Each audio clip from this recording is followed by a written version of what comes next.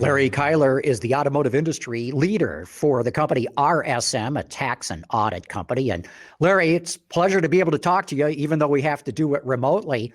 But I'm just curious, you serve all kinds of automotive clients, mid-sized companies in the automotive industry. What are you hearing from your clients these days? I'll tell you, John, obviously in the current environment, we certainly have an awful lot going on for sure. We're hearing all kinds of things, uncertainty, concerns regarding the current environment. We're hearing from our clients concerns regarding liquidity, and what do they do to manage kind of costs during this pandemic. Workforce, certainly workforce issues.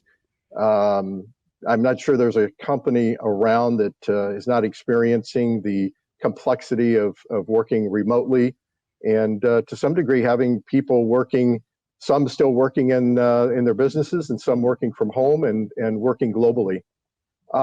Just the overall supply chain and demand shock. Really working through some of the issues, concerns regarding the overall supply chain, and then finally.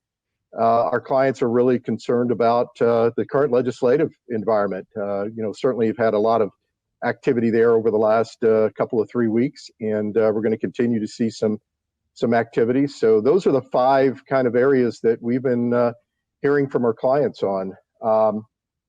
Certainly from a uncertainty and risk, our clients are really trying to figure out, what things should they be doing today? What are the things they should be focused on today? And can they, what is the timeline for which, how long can they stay in this over the next few months? They're concerned about that. When we're talking about uncertainty and risks, it has to do with really just what's happening in the industry in general, and what's happening to their competitors.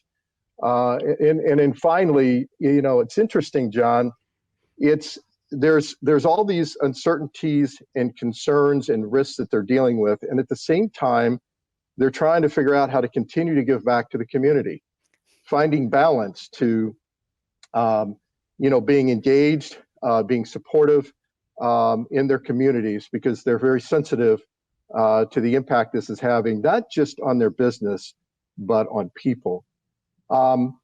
When we think about liquidity, that's a fascinating one. It's about understanding the financing needs they might have relative to their current lines of credit and their current debt structure.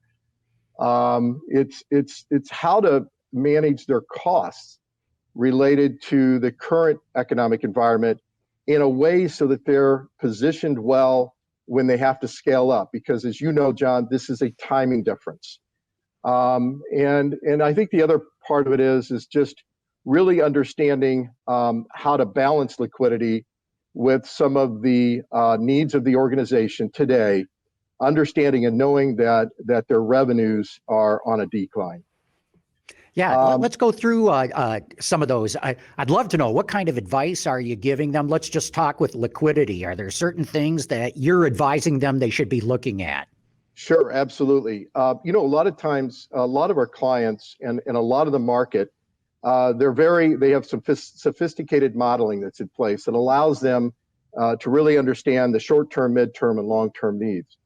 But John, I don't think anyone could have ever anticipated the impact of what we're going through today. And so there are a lot of companies that don't have those models in place. So one of the things we work with our clients on, and we see a tremendous need, is just the overall modeling out on the short term, the midterm, and the long-term cash needs of the organization from a financing and cash flow perspective. I think the other thing that we're working with our clients on is during this period of distress on the business, it really has to do with really business and a revalidation of their business models. Their operating models are going to change. The new normal is unknown. It's anticipated. They have expectations, but they need some assistance in really understanding the validation of what their business might look like in the future.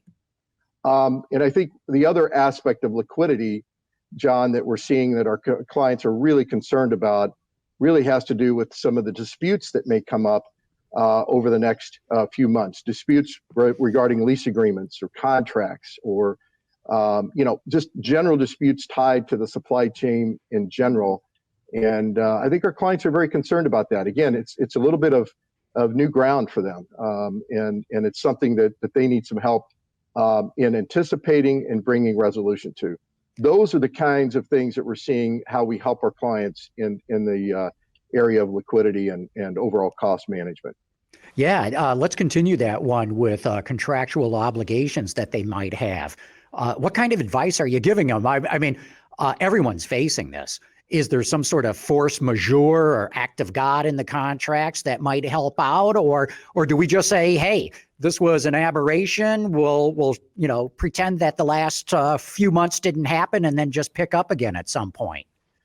There's definitely some contract provisions that probably it was kind of one of those just never thought you would ever have, but glad we have that provision in there. But I think a lot of our suppliers that we're seeing are evaluating both the supplier and that customer contract, because there's a bit of an imbalance right now for sure, and trying to realign those types of contracts is certainly one of the priorities that we're seeing, certainly in the supplier base. Yeah, let's talk costs a little bit. It's easy to cut costs when you shut down all your operations, but what other kind of advice in terms of containing costs are you providing to your clients? John, that's a great question. One of the areas that we try to stay focused on are those costs that allow them to scale up quickly. It's interesting because one of the areas that we are advising our clients on is not to reduce necessarily costs that they're investing in technology or R&D. Those costs are so critically important to the long-term sustainability of that organization. What we are doing, though, is looking at those costs of efficiencies, continued efficiencies that are varied with a number of units and sales and other variable aspects of their business. Those are the ones that we're working with our clients on to help them better identify and manage, to allow them to be in a platform that they could move forward once the transformation process and the new normal comes to light. Mm-hmm. And let's go back to the workforce for a moment. I imagine, because you keep bringing it up and it's a critical point, once this is over and you have to ramp back up, you need all those people there. I imagine maybe some danger, you lose some people, hopefully not to the coronavirus, but maybe they find another job elsewhere. Again, what do you tell your clients when it comes to the workforce? We'd like to advise our clients that we're in this for the long term. Our people are committed to their organizations, to our organizations, to your organization. And so how we deal with this issue of our workforce is critically important. The replacement of that workforce is so challenging and difficult for our clients as they begin to be in a place where they need to ramp up. So wherever possible to try to secure providing flexibility, really navigating through this balance of remote working, really trying to manage through those workforce cost reductions is so critical right now, John. So I don't have a lot of great answers for you on the workforce. That's one where communicating up front with your employees, providing soft landings, being as flexible as possible, really, discussing some of the real hardships and personal aspects of what this is doing throughout the course of the world, and showing sympathy, I think, is really, really important for those employers to be able to scale back up when they need to scale back up. That's right. Let's talk a little bit about federal assistance. The government stepping up. There's a $2 trillion package. At least that's Absolutely. The first one. Who knows? There might be more coming too. Again, what do you see out there in terms of money that your clients might be able to go after? John, the CARES Act that was signed by President Trump here last Friday When you look at the volume of pages of the legislation, there are approximately 200 pages associated with tax, and another 600 with other than tax types of provisions. There are obviously some really, really critical immediate liquidity lending provisions in there that are really providing some great relief for those small businesses as well as medium and large scale businesses. So definitely there are some real opportunities for immediate relief.